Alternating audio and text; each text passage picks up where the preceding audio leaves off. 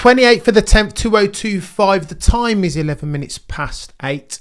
And we are back again, just like Hack.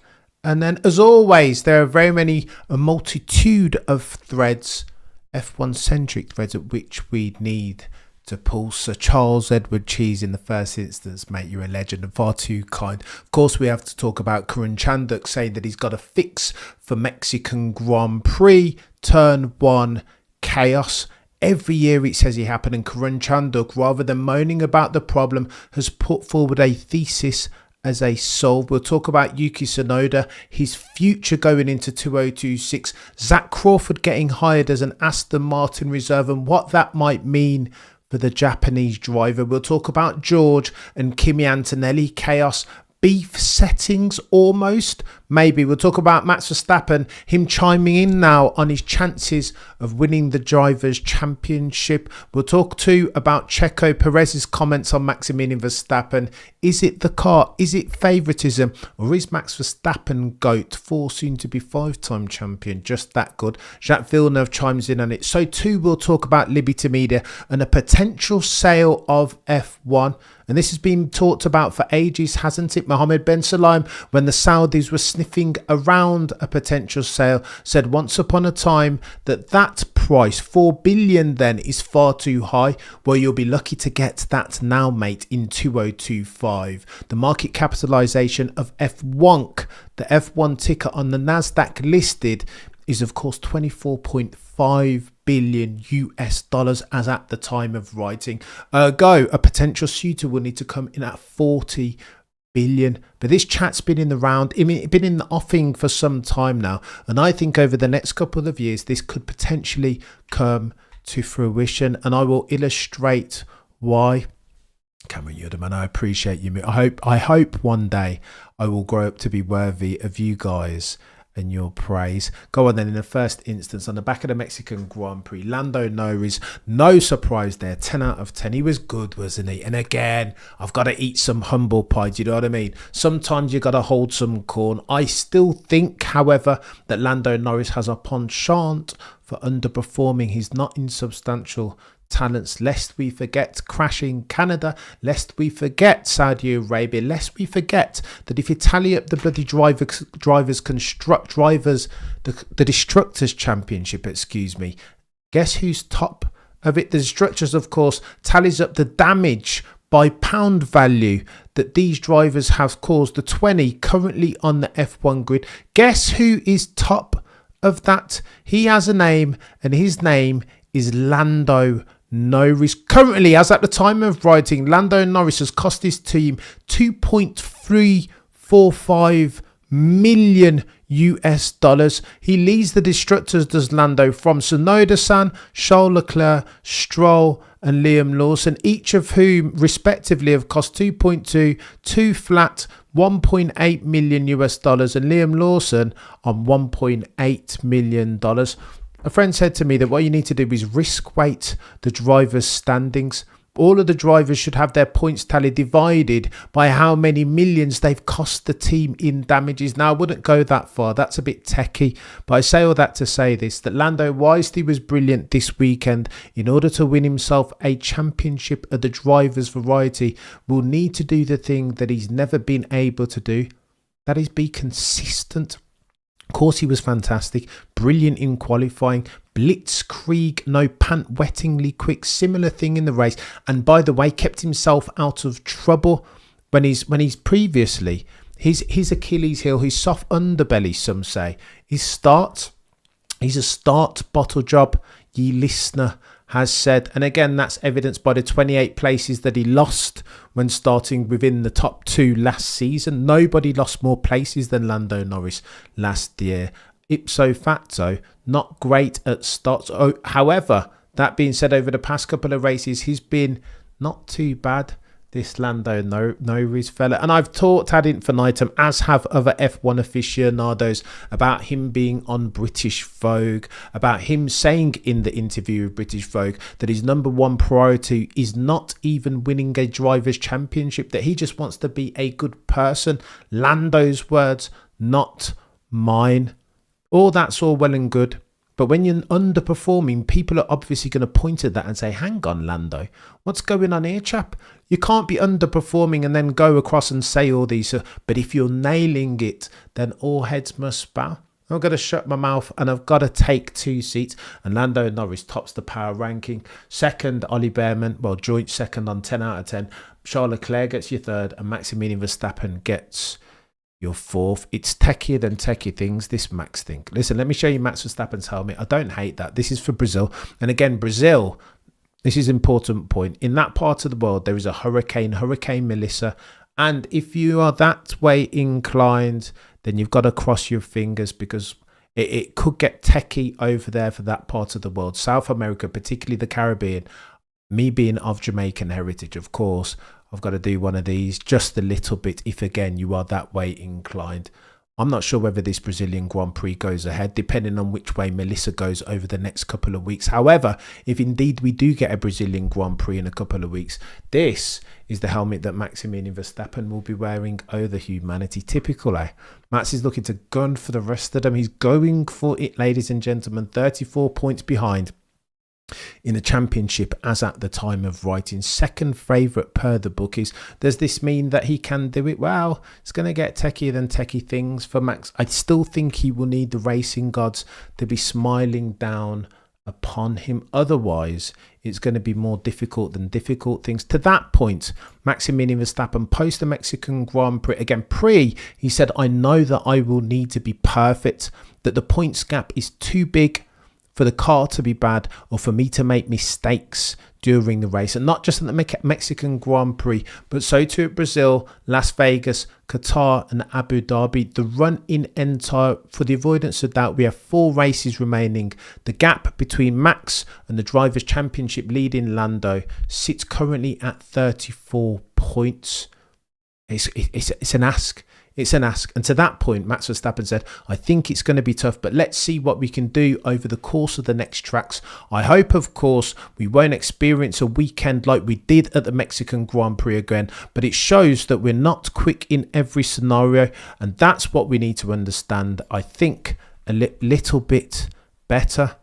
Max Verstappen said pre-race that I needed to be perfect. He said we weren't perfect this weekend. I mean, we lost 10 points to Lando if you look at it like that. So I said before the weekend, everything needs to go perfect to win. And this weekend did not go perfect. So that's your answer as to whether you think, I think, that I can win the World Championship. It's techie, this from Max. I understand why he's downplaying. I mean, he's incentivized to no weaponizing, playing down expectations. And as well you might if you are 4, some say soon to be 5-time champion. Listen, Autosport wrote a brilliant article talking about Red Bull and saying why potentially it might be an anomalous underperformance at the Grand Prix weekend. That was the Mexican one. That Mexico is low grip, that it's high altitude, 2,200 meters elevation, ergo aerodynamic efficiency is weird around there. Is it possible that Red Bull and that RB21, all of the bloody upgrades that they brought, that they will work next race weekend around Brazil, and so to Qatar, Abu Dhabi and Las Vegas potentially? We're going to have to wait and see. It's going to get techie, chat, but I'm here for it. I don't know. Peak F1. How does it feel to be a Formula One fan during these times? Oh, and by the way, there's been a lot made about Turn 1 at the Mexican Grand Prix. What are they doing? Every single year we rock up 800 meters down to Turn 1. And of course, people are going to run wide because they are almost incentivized to. There is an asymmetric risk-reward calc from just going straight. Why wouldn't you? And Karun Chanduk says, you know what? Let me be part of the solution as opposed to being part of the problem. Here's what you need to do. Karun Chanduk says, make the start just like Bahrain. Disincentivize running wide, because you're ultimately going to have to... I tell you what the problem is for this, Karun Chanduk. These drivers are tax avoiders. Again, they'll find another way to cheat, game the system. How about they just cross straight over and go through to the apex of Turn 2? You're going to need to put some serious gravel on there in between to disincentivize it, because this is F1. It's a piranha's tank of a sport. They will always, therefore, find a way to cheat the system. It wouldn't be F1 if it were not. Again, if past his prologue, it was double diffuser, blown off diffuser, X-Wing, split turbo hybrid. Of course, it was Mercedes and their DAS. This is Formula One. This is the most expensive science project in sports all around the world. So what do you think they're going to do when billions and billions of dollars are on the line? Speaking of which, for the longest time it's been mooted that Liberty Media, having bought Formula One, not at its lowest ebb, but when it was nowhere near as popular as it is today. Since 2019, we've had COVID, we've had Drive to Survive, the footballification of Formula One, the attention dollars on the sport now have never been higher and more. Everybody loves themselves some F1. The demographic has changed. 40% of people are now women. The fabled 18 to 35 demographic are killing themselves to get their hands on some F1, turning up to Grand Prix, etc., etc. Everybody is all about the hottest ticket in town, which is, of course, F1. People love the drivers. There is, I don't know, this is the Netflixization of Formula One, isn't it? As opposed to the McDonaldization. It's getting techie over here. And the reason why I say that is because at some point, Liberty Media are going to want to realise again, aren't they, and sell. I remember hearing Greg Maffei, former CEO of Liberty Media, speak once upon a time in an interview about restructuring the organisation, the restructuring that would need to happen if indeed they were going to minimise for the tax on sale. I thought maybe that I was seeing things here, but I've dug it out, chat. This is important now. Check out Greg Maffei talking about the circumstances under which Liberty Media would need, or the circumstances that they need to effect for if indeed they were going to sell. Roll the clip. You own it. I mean, and this is going to now take us back to Liberty. And is Liberty a PE firm? Is it a conglomerate? Or is it a holding company? Which I want to go to next. But I get floor the wax answer. or a cake topping. I get the. We've got a low tax basis. The idea that we'd sit there and pay cap gains on all that doesn't make much sense to us. But then that just means that you never sell it. Well, one of the things is you say, are we a PE firm or are we not? We're a C Corp. And this is, perhaps more arcane than some would want to listen to. We're a C Corp, meaning if we sell a division, we pay corporate level tax, and then any proceeds we would pay that get distributed to our shareholders, they would in addition pay tax. If we were to spin Formula One away, create a separate company, wait a sufficient of time, have no plan or intent to sell, that asset could be sold down the road and there would be no corporate level tax. Got it. So what I really was saying is the way we are structured today, given that low tax basis, we would not be sellers. If we wish to be sellers or even consider it, you'd need to do a spin. And spinning it away, there are other reasons why we might do that. It's not just to do a sale. But the way we are structured, that would be very unattractive. The other point let me tell you this, chat, this is important. That interview happened in 2022, if I recall correctly. Everything that Greg Maffei said then that they would need to do as Liberty Media to minimise for the tax bill if indeed they were going to sell off the entity, the $1 billion, $23.5 billion, entity that is F1, they have since done. They had Live Nation, spun off, separate entity now. They had Ticketmaster, now a separate entity. F1, aka F1, as far as their org structure, now sits as an entity in and of itself. They have set this, again, Greg Maffei says there were other reasons potentially why they would need to reorg, but that's one of them, a potential sale. Now, Joe Saywood speaks about this. He says the chat up and down the paddock is of a potential sale that Liberty Media are keen to realise a gain. It's techie, Michael. How's the car the same as Lando? It's techie, this. I think Liberty Media could be looking to do something. Who will buy it? Well, 23.5 billion. Much. That's a serious gain, right? Especially when they bought it. Well, the rumour was that Saudis were looking to come in at 4 billion. That's when Mohammed bin Salman said, you know what, this price is too much. Well, how about you appreciate to the tune of 20 billion US dollars over the succeeding years? This is chaos, chat. What might it mean for Formula One? Well, it depends on the purchaser.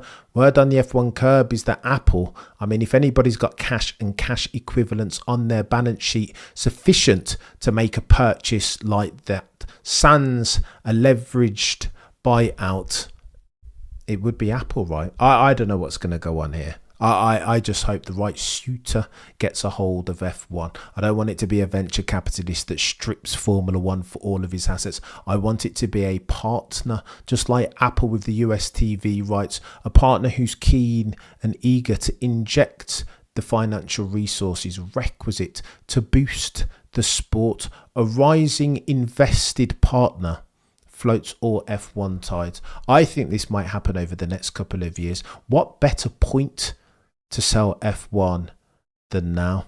It's going to get techie. Oh, and by the way, let me tell you about Yuki Tsunoda, because I've been worried about this chap ever since he started underperforming. 7 races back to back. Yuki Tsunoda, no points. That's record-breaking settings from Yuki, isn't it? As far as Red Bull Racing driver, ipso facto, there has never ever been a Red Bull Racing driver who has gone as many races as 7 without scoring points. All the while, Yuki Tsunoda needed to smash this season because the odds were always against him. He always had his back up against the wall. Why? Well, because Max Verstappen's in the other car. That has to mean something. But again, you normalise for his performance metrics because of that, wouldn't you?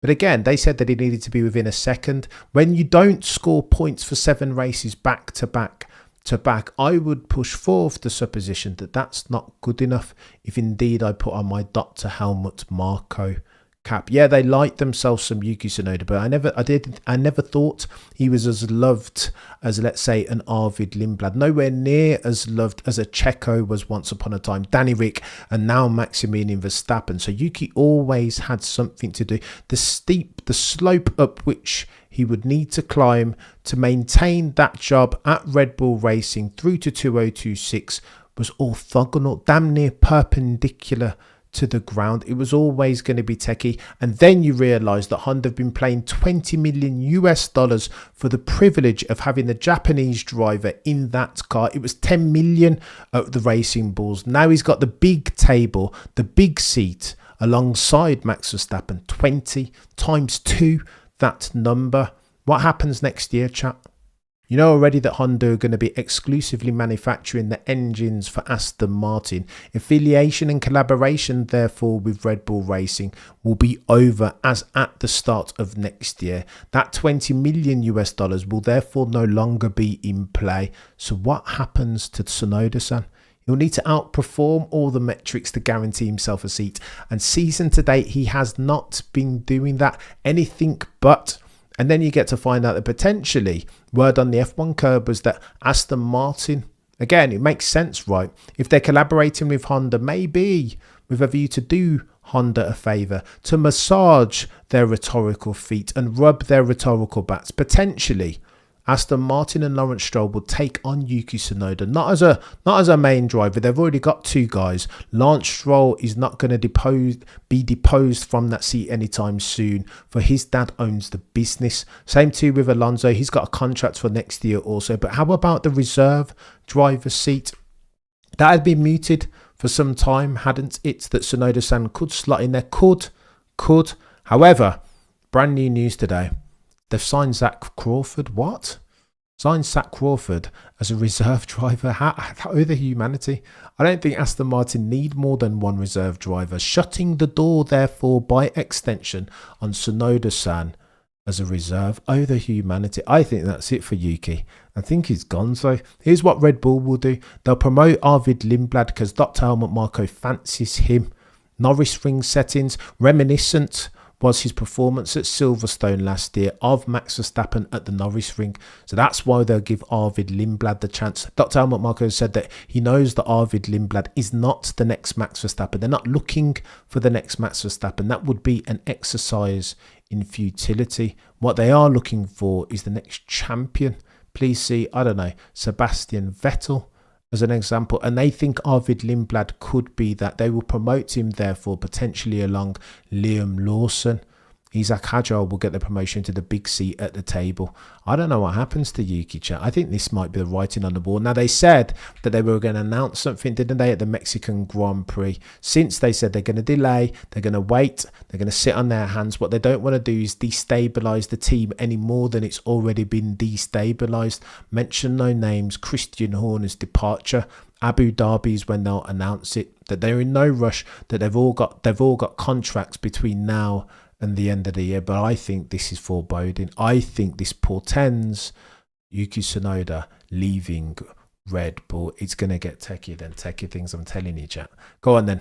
George Russell, also techier than techier things, because neither one of George and or Kimi Antonelli were too pleased at the way that Mercedes conducted their activities over the course of the Mexican Grand Prix. You heard George Russell moaning irate, saying, listen, his race engineer came over and said, you know what, can you just look after the rears a little bit, George? I know it's slow grip, but that means, therefore, by extension, that you need to chill out, mate. Manage those tyres.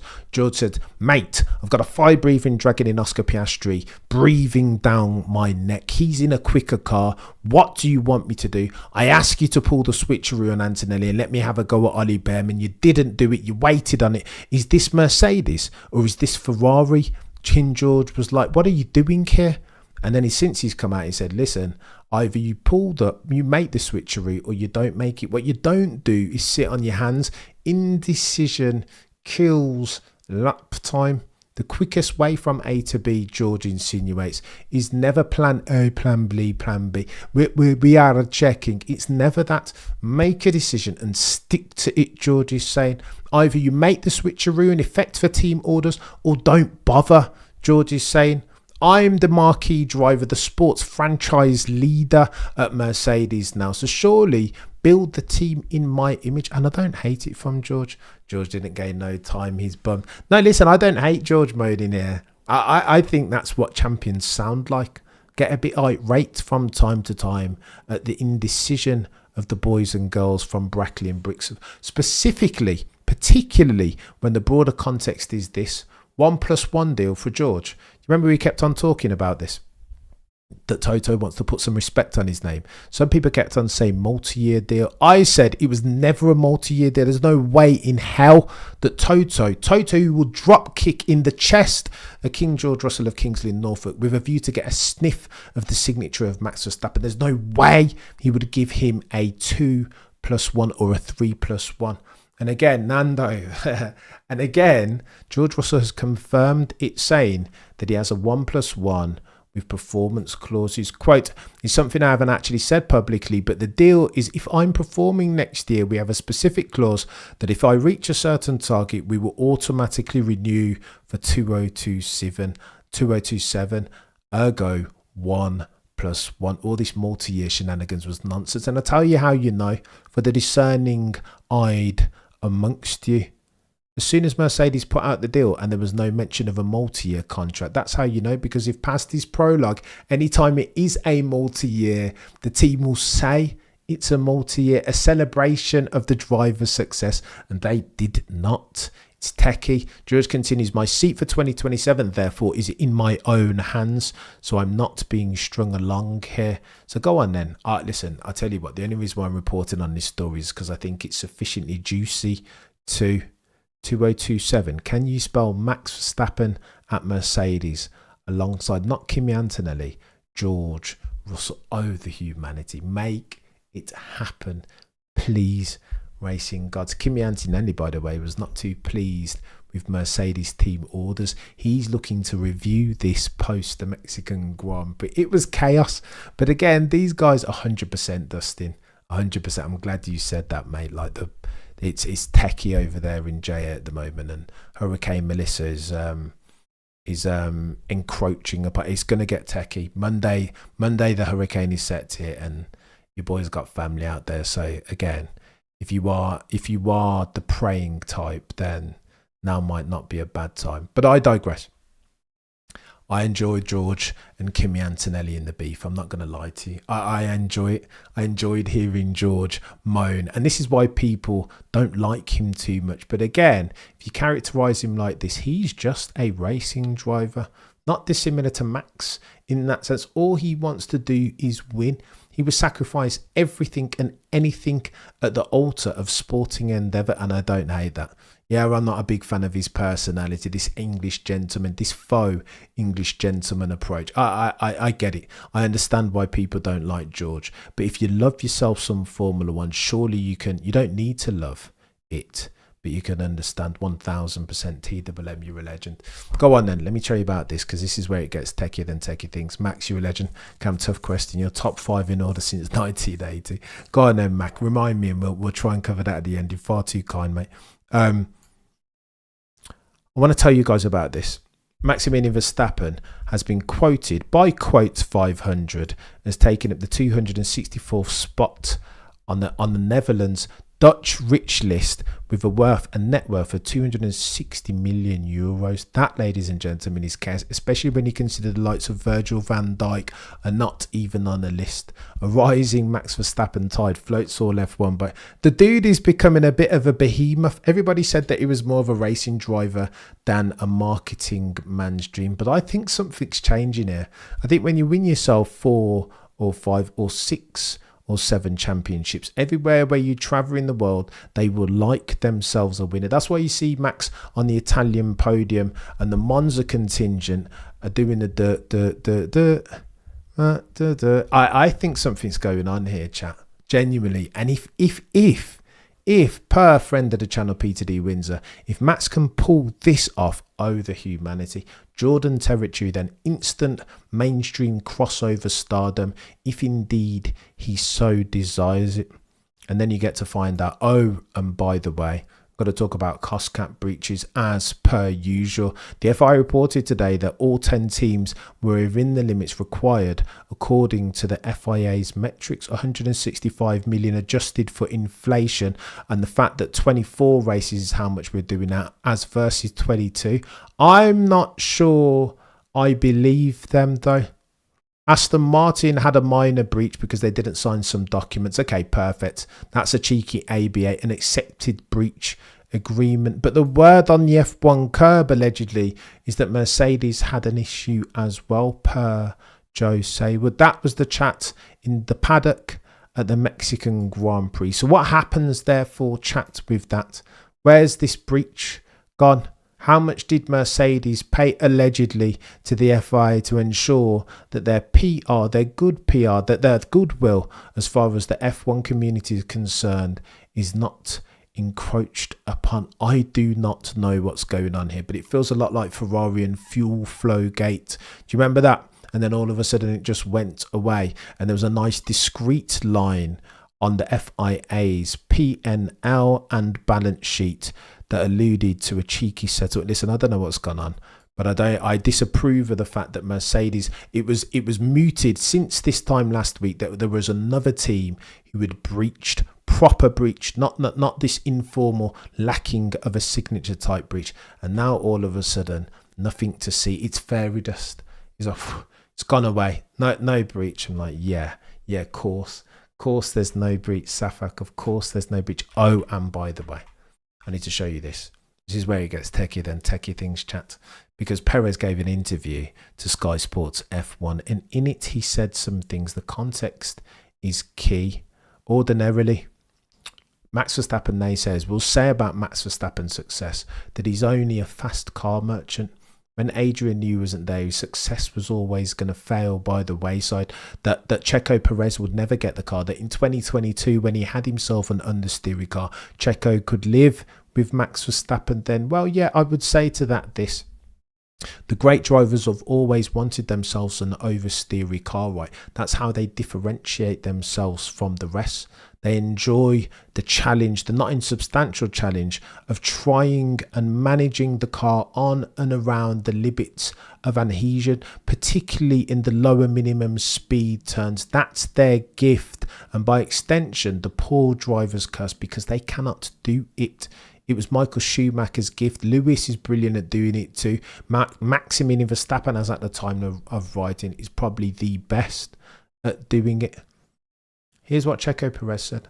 in the interview with Sky Sports F1, and he was always going to say something right. Still the perfect victim, Checo Perez. You'll remember that his dad, Antonio Perez Garibay, had some things to say about Red Bull, said always that his son was capable of winning races and championship if indeed Red Bull would give him the car. Checo Perez, in his interview with Sky Sports F1, only underscores this point. Continue. Because, last year must have been tough, right? Like, you're there up against Max. The car is tricky to drive. You have people like me and all of us saying, come on, Checo, you're half a second off. What's going on here? You haven't been saying that much to the current ones. We have, because at the end of the day, I was just about to say, Yuki. He's not wrong. Checo's been waiting. Revenge is a dish best served cold in Checo Perez's case. He's not wrong that the performances since the bods that have been in that car alongside Max Verstappen, and again, I've got to take two seats on this and hold some corn, have only done one of these. They've given Liam Lawson the chance, no dice. They have given, and are giving Tsunoda-san the chance, no dice again. Both Liam Lawson and Tsunoda-san have made Checo Perez look good, right? Which is chaos for me to say, because Checo Perez in his final season was poor. Checo Perez continues. Even further away, Liam was further away. But you must have been on this journey when you look at it and go, does it feel like validation, vindication that actually it's not an easy job being next to Max? I think people, from the outside, I don't like criticizing the drivers that they've been there, because I was in that position. Yeah. I know what exactly they're going through. The minute I signed my exit with Red Bull, when we come to an agreement, I knew that poor guy who comes here, because managed to survive. It's a very difficult place. Obviously, being next to Max is very difficult, but being next to Max in Red Bull, it's something people don't understand, and there's so many things that I could tell you about it, but it's simply just a very difficult job for a driver. There is no driver that can survive there. It doesn't matter if you bring Hamilton or Leclerc or whoever you bring there, it's going to struggle. Because,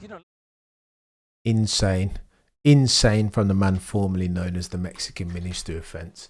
He says that racing Max is difficult enough. Being at Red Bull and racing Max in that team, in that car, as near as makes no difference, impossible. That's techier than techie things, chat. What are you alluding to, Checo Perez? He's giving credence to all of the tinfoil hat warriors that say that if you get in that second car, that you won't get given the upgrades at the same lick as Max Verstappen. You won't get all the benefits of his setup. You won't understand what that car can do, and you'll be in there up a stream without a paddle, just as was Alex Albon and Pierre Gasly and Checo Perez and Daniel Ricciardo and Liam Lawson and now Tsunoda-san. It's techier than techie things, what he's alluding to there. That it's impossible, he says. He alludes to the fact that there are invisible barriers to entry that we cannot or will not be privy to see. It's techie, that. I'm not sure whether I buy into that. I'll be honest with you. He goes on to say that Lewis Hamilton or Charles Leclerc, that they would equally struggle. That's chaos. I don't think they'd struggle the same way you did, Checo, but I get the point that you're trying to make, although some disagree. There's a school of thought, a philosophical point of view called Hanlon's razor. Never attribute to malice that which you can chalk up to stupidity. Checo Perez and Jacques Villeneuve concurs. It's difficult because Max is on a very high level. That's it. That Perez wasn't. It's that simple. If you have the same level of talent of Max, you'll find a way to work with the team, with the car. You'll develop the car. You'll work on your setup, and suddenly the team will think, "Oh, actually, the feedback is good. Let's also go in that direction." That just did not happen. So it's not the car. Let's go, Jacques Villeneuve. It's no more simple or complicated than this. Does Max do the team? So Dan Fallow spoke about this on a podcast recently. He said, did the team listen more to Max? You bet your bottom dollar they do, because he can drive the car quickest. Why would you develop the car at the altar of Checo Perez when ostensibly so much slower than Max Verstappen? Same thing with Tsunoda and same thing with Liam Lawson. If Max is in contention for a championship, why are you going to bring upgrades for Tsunoda? And of course you're going to keep some spare for Max Verstappen. Am I missing something here? This isn't solving for Fermat's last theorem. This is counting the very basics of arithmetic. This is just managerial 101, is it not? Jacques Villeneuve continues. You think it's actually just Max's generational, if one of the best, if not the best of all time? He's good. He develops the car. He works with the engineers, and he's relentless. He goes home and he's already thinking of understanding the setup. What is the car doing? What's happening? How could I drive it better? And that helps the teams to go forward. If you look at the past, you had 5 drivers like that every season, and we were lucky. At some point, we had Senna and Prost together, and he wasn't a Prost, Perez. That's very simple. He wasn't a pro. No kidding, Sherlock. Checo Perez was definitely not a Prost, and definitely not a Senna, and definitely not a 4 soon to be 5-time Max Emilian Verstappen. Easier said than done. Sounds like theoretical advice. Yeah, Jacques Villeneuve, good luck getting in that car and driving alongside Max. Touche.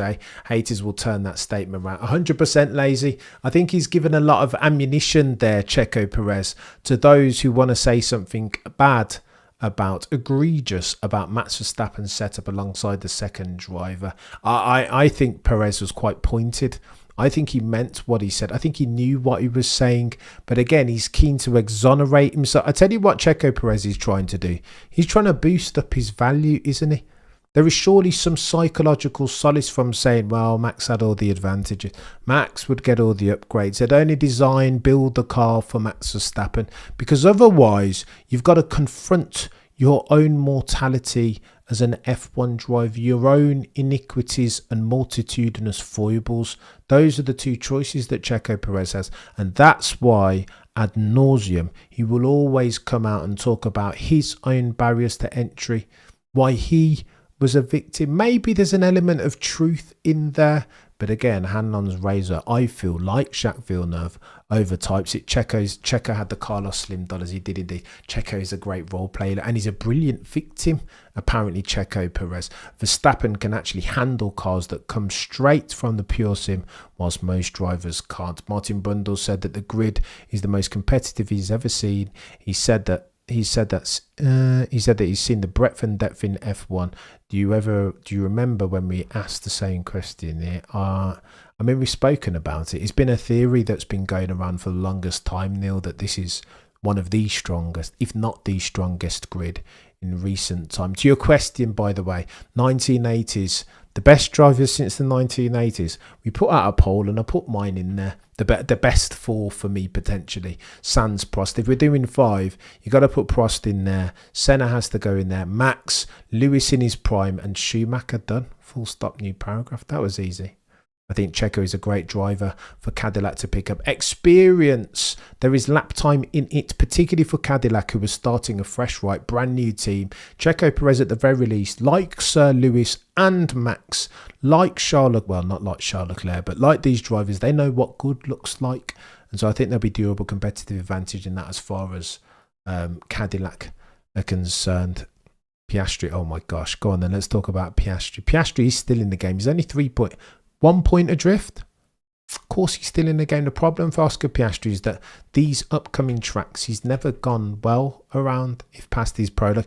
Now, maybe he rocks up and becomes an absolute racing god around Vegas. So too around Interlagos, even if it's raining. But I mean, even the likelihood of rain, now that there's bloody Hurricane Melissa around that area of the world, That for me, if they do run at Brazil, that only heightens the probability of rain.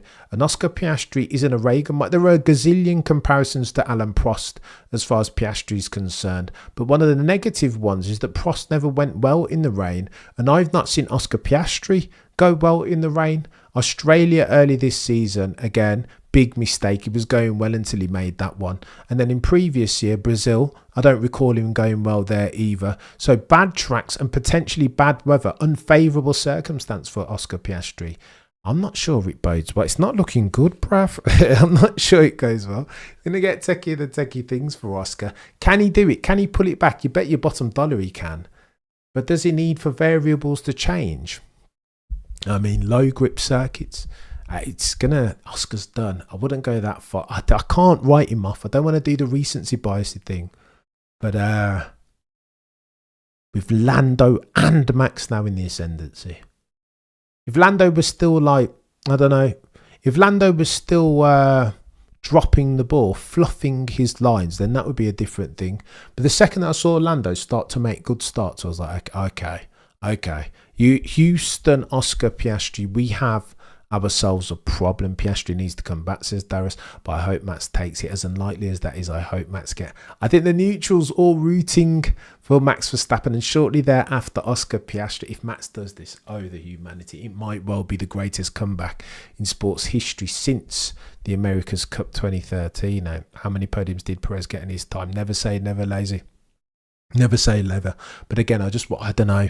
I can't help but fear for Oscar Piastri. I don't know.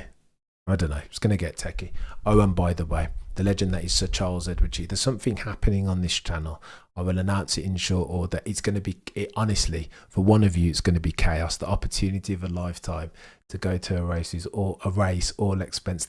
Stay tuned. We'll announce it in short order, courtesy of the legend that is Charles Edward Cheese. Is going to get techie. Non-race weekend this weekend, and we'll do a cheeky, for those of you who are members, stay tuned. We'll get on the Discord and have a cheeky catch up concerning the multitudinous F1 centric threads, the pertinent ones, over the next couple of weekends. You guys have been legends. Between now and next time, the prosecution rests. No further questions, Your Honour.